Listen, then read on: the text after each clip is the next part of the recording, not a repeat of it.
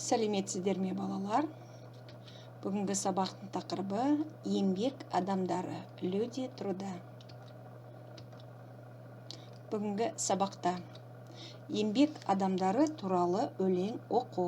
Будем читать стихотворение про людей труда.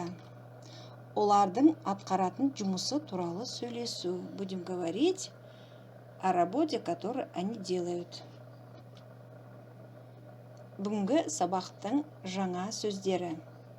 Диқаншы, хлебороб, диірменші, мельник, жүргізуші, водитель, сатушы, продавец, есепші, счетовод, жұмысшы, рабочий, наубайшы, пекарь. Қайталаймын.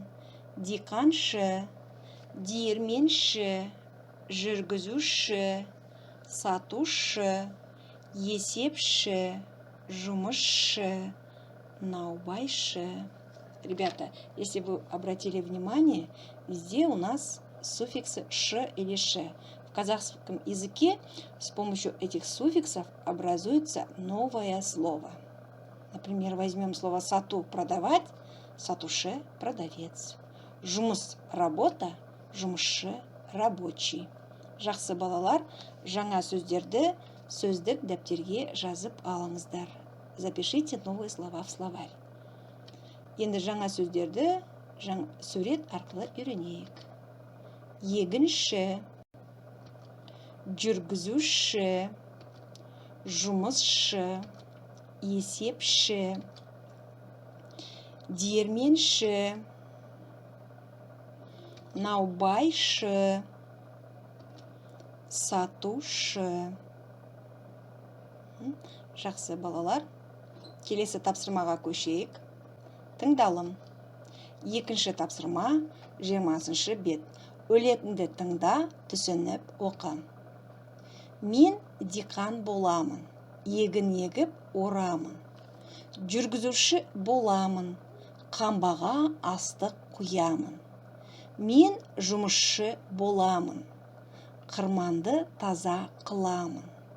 Мен есепші боламын, өлшеп астық аламын. Диірменші боламын, астықтан ұн аламын.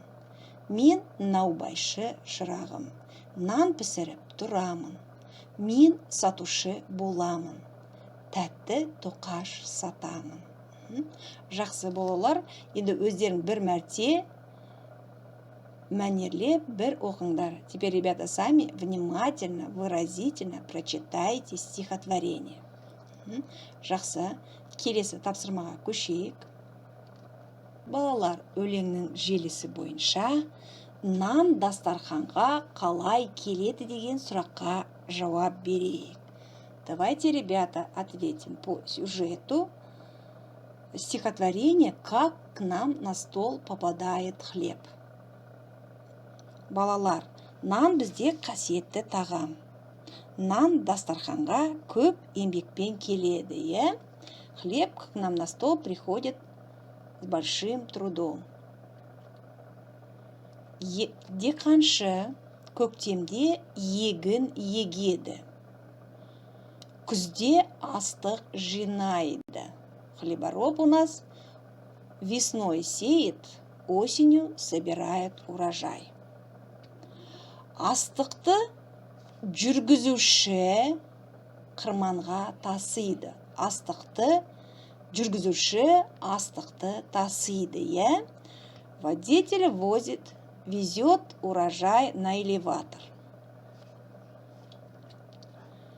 Қырманда жұмысшылар астықты тазалайды.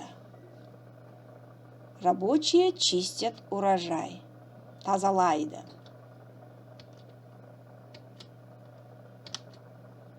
Есепші астықты өлшейді. Счетовод что делает? Взвешивает урожай. Астық содан кейін диірменге түседі. Диірменші астықтан ұн жасайды. Мельник что делает? делает муку. Одан соң наубайшы нан пісіреді. Пекарь что делает? Пекарь у нас пекет хлеб, нан пісіреді. Сатушы нанды сатады. Нан осылай бізге дастарханға келеді, балалар. Вот таким образом хлеб попадает к нам на стол. Жақсы балалар, енді өлеңнің мазмұнын жақсы түсінсеңдер, келесі сұрақтарға жауап берейік. Айтылым. Сұрақтарға жауап бер. Диқаншы не істейді? Жүргізуші не істейді? Жұмысшы не істейді? Есепші не істейді? Диірменші не істейді? Наубайшы не істейді? Сатушы не істейді? Вам нужно ответить на вопросы по сюжету стихотворения. Жақсы балалар. Ребята, это задание отправляйте голосовым сообщением учителю. Жазылым. Еңбек адамдары. 6-шы тапсырма, 21-ші бет. Нан дастарханға қалай келеді? Как нам попадает хлеб на стол? Мәтінді толықтырып жаз. Дополни текст и напиши.